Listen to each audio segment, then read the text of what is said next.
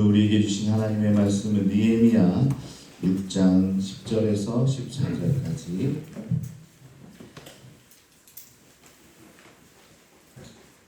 제가 가지고 있는 성경 구약 성경 734쪽 느헤미야 6장 10절에서 14절까지 말씀 우리 한 목소리를 같이 봉독하겠습니다. 시작. 이후에 무에다벨의 손자 드리엘의 스마야가 두문 물줄하기로 내가 그 집에 가니 그가 이르기를 그들이 너를 죽이러 올 터이니 우리가 하나님의 전으로 가서 요소 안에 머물고 그 문을 닫자. 저들이 반드시 밤에 와서 너를 죽이리라 하기로 내가 이르기를 나 같은 자가 어찌 도망하며 나 같은 몸이면 누가 외소에 들어가서 생명을 보존하겠느냐. 나는 들어가지 않겠노라 하고 깨달은즉 그는 하나님께서 보내신 바가 아니라 도비야와 산발한 새의 뇌물을 받고 내게 이런 예언을 함이라. 그들이 뇌물을 준 까닭은 나를 두렵게 하고 이렇게 함으로 범죄하게 하고 악한 말을 지어 너를 기만하려 함이니라. 내 하나님이여 도비야와 산발락과 여선지야 오야다와 그 남은 선지자들 곧 나를 두렵게 하고자 한 자들의 수액을 기억하옵소서 하였노라. 아멘. 사랑하는 성도 여러분 평안하십니까? 세일의 특별 새벽 기도에 13일차에 나오신 여러분들을 환영하고 축복합니다. 지금까지 사탄은 밖에서 성벽 공사를 방해했습니다. 정말 끈질기게 성벽이 건축되지 않기를 위해서 첫 번째는 막 조롱을 했었죠. 그 다음에는 칼을 들고 위협도 좀 해보고 또 평화를 위장해서 오노 평지에 불러다 놓고 우리 회담을 하자 그랬죠. 왜 평지도 하필 오노냐? 그런 데로 나와서 같이 좀 회담을 하자 이런 이야기도 했습니다. 그게 안 되니까 어제는 가짜 뉴스로 명예를 훼손하고 이제 일을 성사시키지 못하도록 그렇게 위협을 가해왔습니다. 그런데 이 느헤미야의 견고한 믿음 앞에서 한 주간의 그 사탄의 수많은 공격들은 산산조각 나고 말았습니다. 이제 정말 마지막 수단으로 내일 성벽이 이제 완공이 되거든요. 그러니까 막바지에 어떻게 하면 저거를 완성시키지 못하게 만들까 한 99% 지금 돼 있는데 마지막 수단으로 아주 치명적이고 비열한 카드를 사탄이 꺼내고 있다라는 겁니다. 자, 이 마지막 비열한 카드가 뭘까? 내부에 믿었던 사람을 매수하는 겁니다. 사탄이 외부에서 을렁거릴 때는 분별하기가 쉽죠. 외부 사람이 이렇게 뭘 하는 건 보입니다.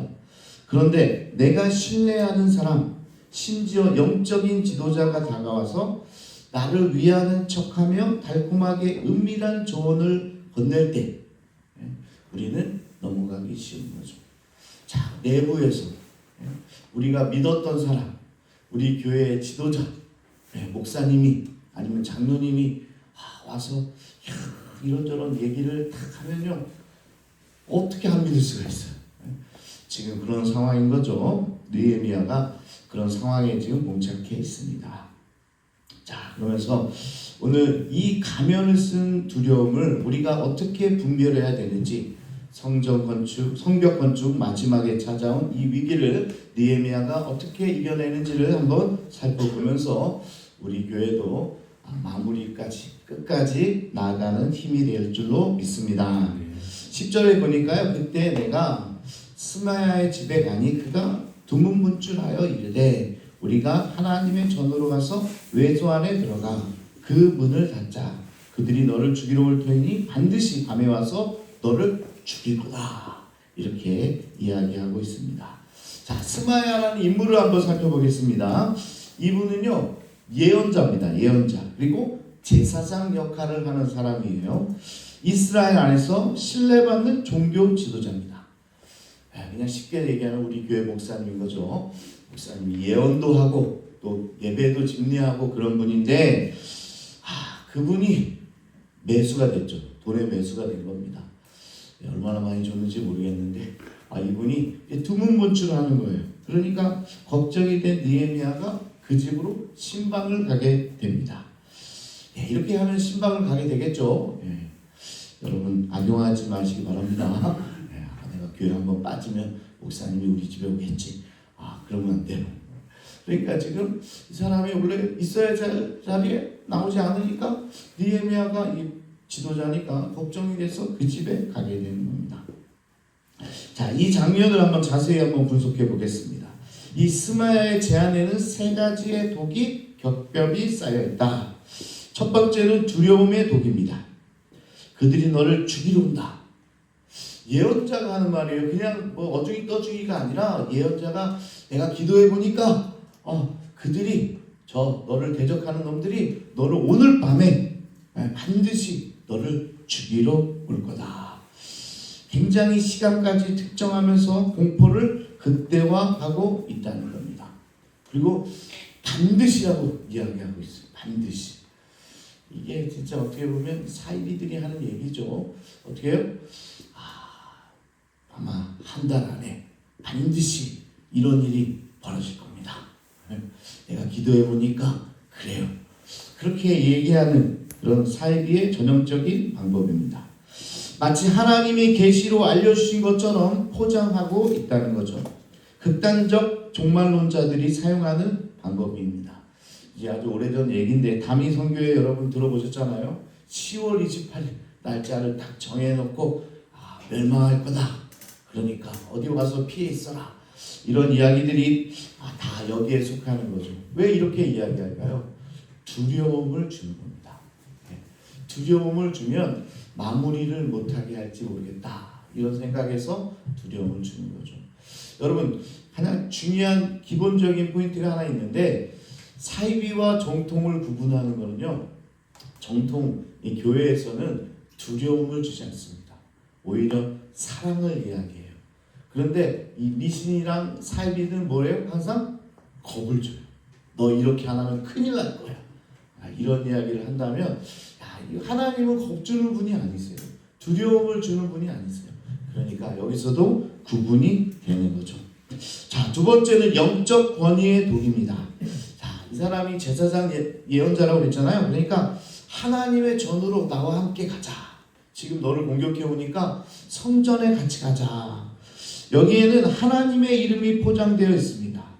단순히 숫자가 아니라 하나님의 성전에서 보호받자. 어떻게 들으면 굉장히 영적으로 좋은 제안 같아요. 야, 무슨 일이 있으니까 예배당으로 와. 예배당에서 함께 기도하자. 그런 건데 하나님의 이름을 빙자하는 그런 이야기라는 겁니다. 왜냐하면 하나님의 전에는 당시에 법으로 제사장 외에는 평신도가 들어갈 수 없었어요. 그러니까 근데 뭐 제사장이 함께 가자고 했으니까 될 수 있으려나 이런 생각이 들게끔 했다는 거죠. 현대적으로 이야기해보자면 하나님의 이름을 빙자해서 이야기하는 사람들이 많이 있다라는 겁니다. 이게 영적 권위의 독이죠. 저도 제일 싫어하는 목사님 부류가 설교 시간에 하나님께서 내게 이렇게 말씀하셨는데 여러분 이렇게 하십시오. 이렇게 설교하시는 분들이 있어요. 뭐 그분들이 옳고 그르다는 게 아니라 제가 싫어한다고 그랬어요. 개인적으로. 하나님의 영이 지금 내게 임했다. 그러면서 이렇게 하십시오. 이게 얼마나 위험한 발상이고 또 선포인지 모릅니다. 그러니까 오늘 이 스마야가 그런 위험한 영적 권위의 독을 지금 사용하고 있는 거죠. 돈으로 매수되니까 별짓을 지금 다 하고 있는 겁니다. 세 번째 율법 유한의 독입니다. 아까도 말씀 잠깐 드렸지만 외소에 들어가는 것은요 성소죠. 성소에 들어가는 것은 율법으로 금하고 있는 겁니다. 이 평신도가 들어가는 것은 죽음에 이르는 죄였다. 그렇기 때문에 지금 이 사람이 이 느헤미야를 교묘하게 지금 공략하고 있는 거죠. 자, 이 말을 들었을 때 느헤미야의 기분이 어땠을까요, 여러분? 자, 믿었던 분입니다. 성벽을 다 건축할 때 옆에 제사장이 기도해 주던 분이었어요. 격려해 주던 분이었어요. 그런데 이분이 어떻게 해요? 돈의 매수가 돼가지고 지금 오히려 도와주는 척하면서 덫을 놓고 있는 겁니다. 자, 선지자가 나를 많이 아껴주는구나. 나를 살리려고 성소에 안전한 도피처에 나를 함께 가자고 하는구나, 이렇게 착각하기가 쉽습니다. 제사장이라고요, 교회 목사님이시라고요, 와서 이런 얘기를 하니까 나를 위하는구나. 일어서다의 저자 김대주 목사님께서 이 부분을 이렇게 설명을 하더라고요. 그는 하나님의 성전을 섬기는 제사장이 아닌가. 게다가 그의 말은 정말로 그럴듯하다. 그러니까 느헤미야도 분별하기 어려운 교묘한 계략이었을 것이다. 자, 이게 그냥 쉬운 일이 아니라 이것은 분별하기가 굉장히 어려웠습니다. 그런데 이런 것에는 치명적인 독이 알려져 있었다. 그래서 세 가지 독이 있었다는 거죠. 두려움의 독이 있었고, 영적 권위의 독이 있었고, 율법 위반의 독이 있었다. 만약에 여기에 넘어갔으면 어떻게 했을까요? 99% 성벽을 완성해 놓고 마무리를 하지 못하는 그런 상황이 나왔겠죠. 자, 우리의 신앙생활에서도 이런 일이 얼마나 많은지 모릅니다. 사탄은요, 때로는 아주 친절한 얼굴로 우리를 극진히 위해주는 척 다가옵니다. 어제도 말씀드렸어요. 사탄이 뿔 달고 와가지고 무섭게 생긴 얼굴로 그냥 오면 얼마나 좋을까요? 야, 도망가야 되겠다, 저 사탄이다, 이렇게 할 텐데 여러분이 가장 사랑하는 사람의 얼굴로 다가옵니다. 가장 여러분들이 존경하는 사람의 얼굴로 다가옵니다. 내가 정말 아끼던 사람의 얼굴로 사탄이 다가오니까 이게 정말 어려운 거죠. 오늘은 목사님의 얼굴로 다가왔다라는 것이죠. 사탄이 다가와서 야, 문을 닫자, 그러면서 우리가 좀 피하자, 잠깐 이때 좀 피하면 어때? 이렇게 소극적으로 우리를 만드는 거죠. 그러면서 야, 너를 아끼는 척 이렇게 이야기해요. 야, 너 예전에도 다른 교회에서 상처 많이 받았잖아. 이번에 또 그렇게 하다가 상처 받으면 어떻게 하려고 그래? 야, 너무 깊이 빠져들지 마. 야, 건축한다는데 야, 너는 그냥 빠져있어. 야, 무슨 건축 헌금을 해? 네 형편도 좀 생각을 해야지. 주변에서 우리를 아주 극진히 위해주고 말해주는 것 같은 사람들이 있다는 거예요. 그러나 결국 우리의 신앙을 소극적으로 만들어서 하나님 앞에 나가지 못하도록 만드는 사탄의 계략입니다. 야, 네가 우선이잖아. 야, 너가 행복해야지. 신앙생활에서 왜 십자가 그런 데 가려고 그래? 너가 행복해. 너가 신앙생활 잘하는데, 아니 너 빠지고 싶으면 빠져. 네 인생이 중요하지 무슨 교회가 뭔데 너의 가정을 이렇게 힘들게 해? 이게 다 사탄의 속삭임이라는 사실입니다. 사랑하는 여러분, 우리도 교회 교육관 건축을 진행하면서 이런 소리가 들릴 수 있습니다. 내부에서 소리가 들릴 수 있어요. 정말 친하게 지냈던 성도의 소리일 수도 있습니다. 아유, 집사님 너무 그렇게 앞장서서 고생하지 마. 그러다가 시험 들어.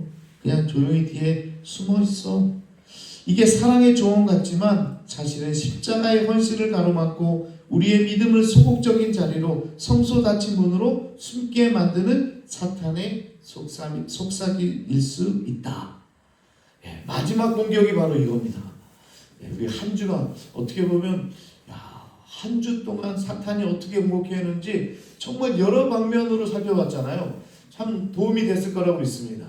우리도요, 우리 교육관을 건축하면서 우리 같이 지금 힘든 상황에서 지금 경기 침체다, 전쟁도 일어나는데 왜 교회 건물을 지으려고 하고 지금 왜 이런 일들을 감당하면서 교인들을 힘들게 합니까? 이게 다 나왔었잖아요. 이런 이야기들을 할 거라고 했잖아요. 근데 마지막은 뭐라고요? 믿었던 구역장의 모습으로, 믿었던 옆에 나랑 가장 친한 성도의 모습으로 사탄이 다가올 수도 있다라는 겁니다. 그래서 우리는 인간적인 연민으로 포장된 이 영적 타협을 분별할 수 있어야 된다. 자, 느헤미야가 실제로 어떻게 반응했는지 11절에 보겠습니다.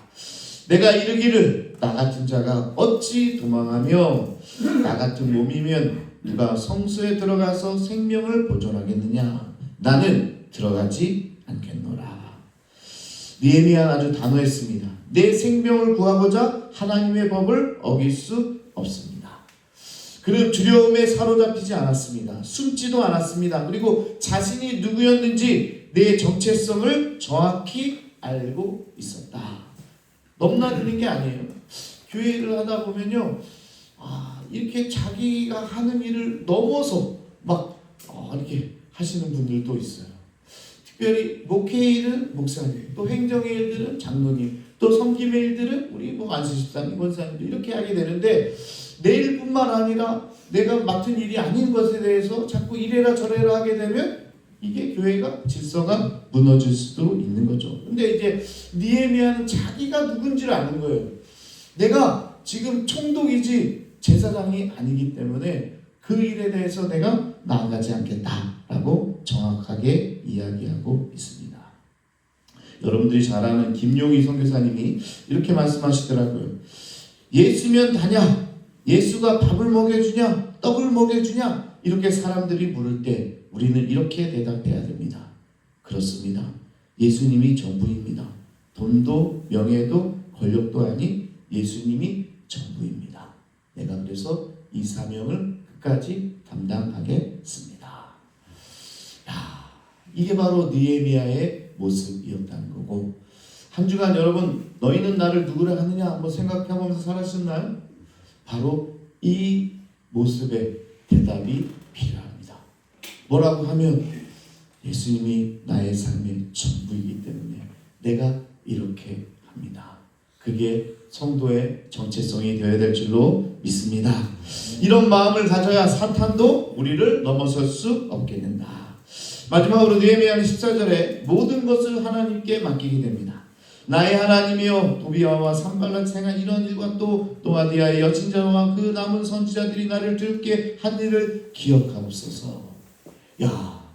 스마야뿐만 아니라 많은 사람이 붙었나 봐요. 정말 매수를 많이 당했나 봐요. 그러니까 여선지자 또 많은 선지자들이 그래요, 이럴 때는 좀 피하세요, 막 이렇게 정말 말들을 많이 했었나 봐요.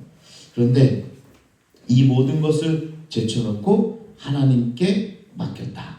그러면서 느헤미야는 복수하지 않았습니다. 스마야를 끌어내 공개 처벌하지도 않았습니다. 그는 싸움을 하나님께 맡기고 하나님께서 기억해 주십니다. 이게 성숙한 성도의, 성숙한 리더의 반응이어야 됩니다. 누가 여러분들을 공격할 때요, 맞대응하지 마세요. 뭐예요? 하나님께 맡기는 겁니다. 하나님께 기도하면서 하나님께 올려드리는 거예요. 내가 맞대응하면 내가 같이 무너지게 되는 거예요. 맞대응하는 순간 이 악을 활성화시켜준다고 그랬잖아요. 우리 어제도 살펴봤습니다. 이 가짜 뉴스를 내가 대응하는 순간 그 가짜 뉴스가 살아 움직이기 시작한다고 그랬잖아요. 그러니까 오히려 그것을 다 차단하고 그 사람한테 가지 말고 하나님 앞에 가서 오늘 느헤미야처럼 기도하는 거예요. 하나님께서 아시오니 하나님께서 기억하시고 하나님께 맡기겠습니다. 사랑하는 성도 여러분, 말씀을 맺겠습니다. 사탄은 지금도 우리에게 두려움을 심어줍니다. 첫 번째 두려움의 독이라고 했죠. 건축하다가 교회가 어려워지면 어떡하지? 무리하다가 내 삶이 힘들어지면 어떡하지? 이 두려움은 우리의 발목을 잡고 우리를 성소의 골방으로 숨어들게 만든다. 그러나 13절을 보면 스마야가 뇌물을 받고 예언한 목적은 오직 하나, 나를 두렵게 하고 범죄하게 하여 악한 말을 지어서 나를 비방하려 함이었다. 이게 오늘의 결론이라는 거죠. 우리는 결코 성벽 뒤에서 도망쳐 숨는 자들이 아닙니다. 교육과 건축을 두려움으로 짓는 것이 아니라 우리 하나님께서 우리를 지키신다, 하나님께서 끝까지 책임져 주신다, 이 믿음을 가지고 끝까지 나아가는 우리 성산교회 공동체가 되기를 축복합니다. 여러분, 위축시키시고 소극적으로 만드는 모든 인간적인 조언과 타협의 소리를 우리가 영적 분별력으로 이겨내고 오늘 느헤미야처럼 당당히 선포하기를 원합니다. 나 같은 하나님의 자녀가 어찌 두려워 도망치겠느냐? 나는 결코 헌신의 자리에서, 기도의 자리에서 물러서지 않겠습니다. 나같이 부족한 자가 어찌 도망쳐 살기를 원할까? 오히려 끝까지 이 자리를 지키겠습니다. 이렇게 느헤미야처럼 여러분도 끝까지 믿음을 지키시기를 주의 이름으로 축복합니다. 우리 함께 찬